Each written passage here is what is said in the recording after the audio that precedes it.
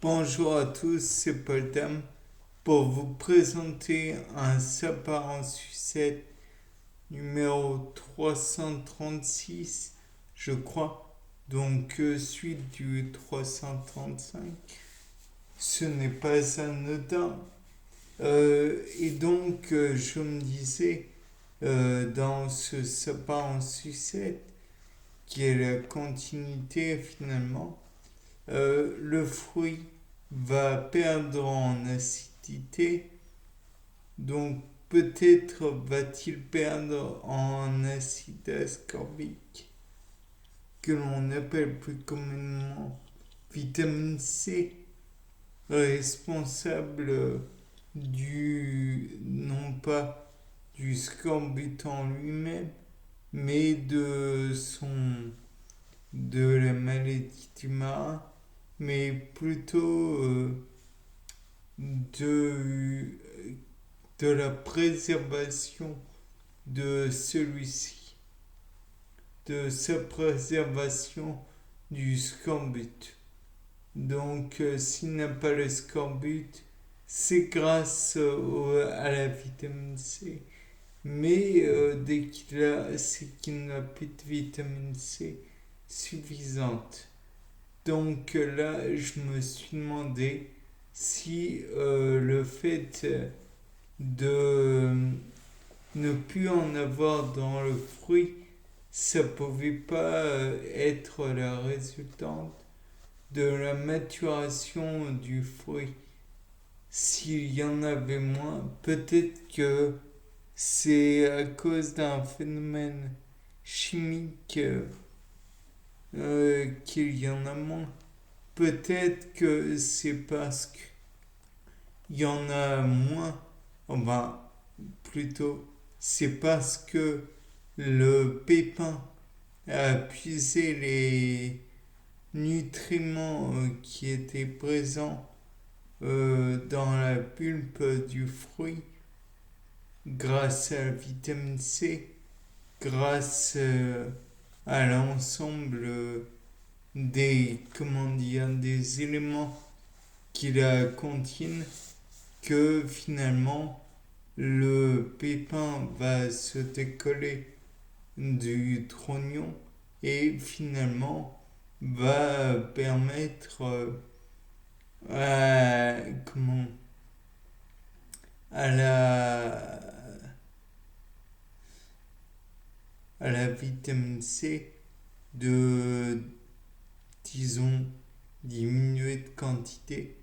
Il y aurait un transfert actif, un transport actif entre la molécule de vitamine C et puis peut-être des colorants, des colorations du fruit.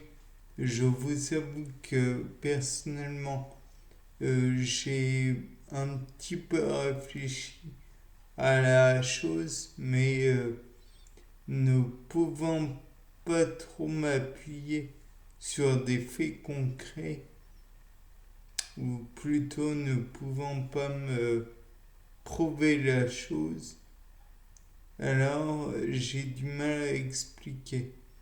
Mais en gros, il y aurait un transport actif entre la vitamine C, les colorants contre la coloration du fruit, et celui-ci serait en rapport aussi vitamine C avec la coloration verte du fruit. On peut avoir des doutes et franchement, j'en aurais aussi. D'ailleurs, j'en ai. Mais le fait est que le fruit gagnant en coloration et perdant en acidité au fil du temps, alors j'imagine qu'il se produit un phénomène les unissant. Et comme le pépin finit par se décoller, j'imagine que là aussi il y a un phénomène qui se produit. Peut-être n'y a-t-il aucun lien, mais peut-être qu'il y en a un. Donc, dans tous les cas de figure, je voudrais en avoir la preuve. Pour cela, je propose d'essayer comment dire, de voir comment se conduit les pots de pommes durant toute la maturation, durant le changement de couleur des radiations. Supposons d'abord que nous avons peu de radiations lumineuses, puis nous en avons une plus riche, enfin un spectre lumineux plus riche, puis un spectre de couleurs lumineuses, de radiation lumineuse encore plus riche.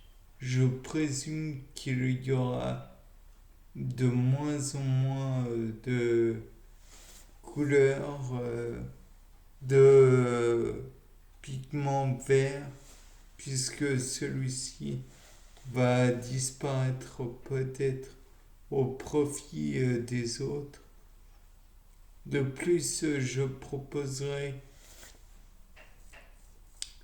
que l'on mixe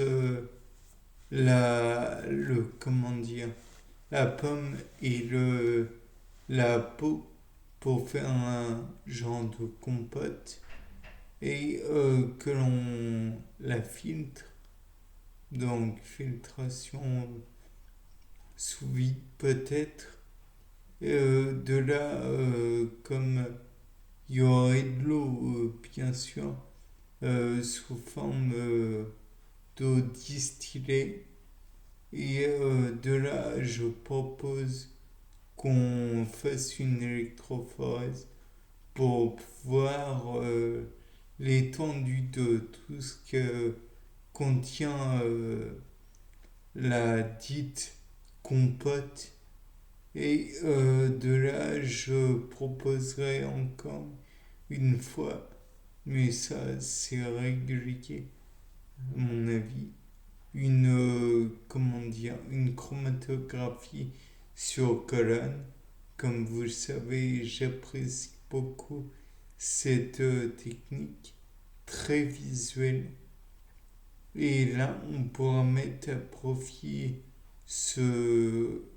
cette, comment dirais-je, cette capacité visuelle et on pourrait diviser petit à petit les colorants qui seraient